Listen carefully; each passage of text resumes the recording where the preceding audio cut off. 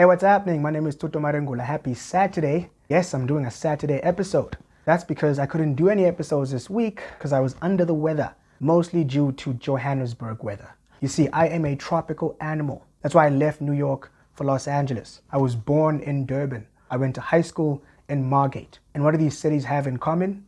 They are coastal cities that have one season throughout the year, which is summer.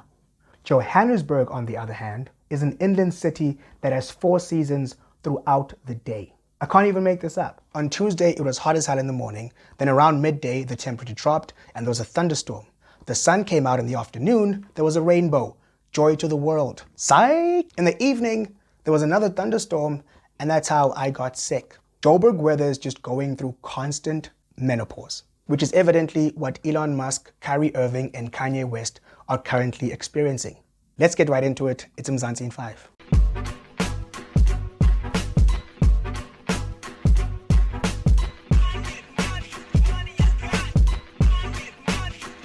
But let's start off with Elon Musk, the first true African American to own a major social network, Amandla.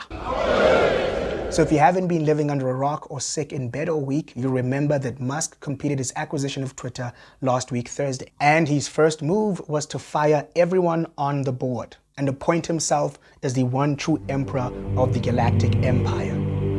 His first week of trying to captain the Death Star alone did not go great. It all started when he announced that verified accounts would now need to pay $20 a month to keep their blue ticks and verification status. Now, if you remember, the purpose of a blue tick was for public figures such as politicians, actors, musicians, athletes, journalists, etc. I said etc. and I'm not going back for it. The purpose was to verify that these people are truly who they are so no one can impersonate them. Elon Musk immediately faced backlash, most notably from Stephen King, the author of It, The Shining and Carrie, who tweeted, $20 a month to keep my blue check, f that, they should pay me. If that gets instituted, I'm gone like Enron.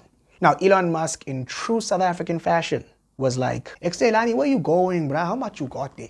I know you say about 20 is too expensive, but like, how about 8? Less than half, bruh. His next move was to announce that he'd be laying off 50% of his staff, which could potentially go against a federal law that requires large companies like Twitter to give employees 60 days notice in cases where there would be mass layoffs. This particular bill is called the Work Adjustment and Retraining Notification Act, or the WARN Act. Get it? Because they have to warn their employees.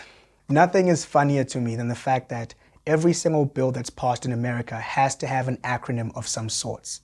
Like, for example, the Providing Appropriate Tools Required to Intercept and Obstruct Terrorism Act, better known as the Patriot Act. There's also the Congressional Hope for Uniform Recognition of Christian Heritage, or Church Act. And then there's the Helping Individuals Return to Employment, or HIRE Act. I literally could do this all day, but let's keep it going. I'm sick. Now, Elon's justification for this is that the company has to pay the bill somehow, and I get it. Over the last week, Twitter has lost a bulk of its major advertisers, which include Audi, General Mills, oh my gosh, I miss American cereal, Pfizer, Mondelez International, which is a company that makes Oreos, GM, and Volkswagen. Now, Elon Musk blamed this drop in revenue on activist groups who are trying to suppress free speech in America. You know, the same free speech he wants to charge $8 a month for. He didn't blame it on the fact that only 24 hours after purchasing Twitter, there was a 500% rise in the use of the N-word on the platform. You know, the word white people sing in their cars when they're all alone.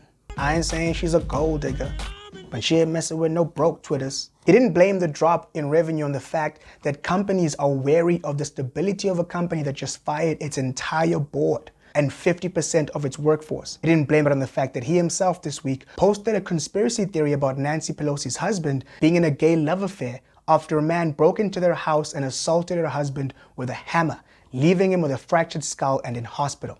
Look, at the end of the day, he'll never admit it, but Elon never meant to buy Twitter. It was an impulsive move, and that's why he tried so hard to pull out of the deal, which is the only time he really ever pulls out. The company wasn't making a profit.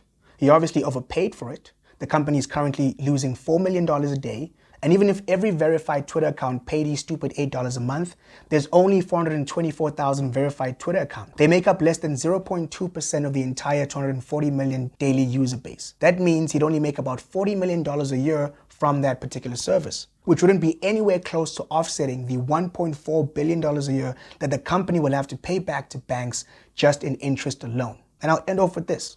I like Elon Musk. I read his book back in 2015 by Ashley Vance. You should check it out. I've had the chance of driving every Tesla model when I worked as a valet driver. The man makes reusable rocket ships. And when it comes to making usable and useful products for humanity, he's great.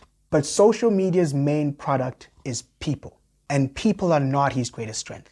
That's it. Thank you so much for watching. This was much longer than I thought it was going to be. I'm gonna go back to death. I mean, bed. It's Mzansi in 5. Ugh.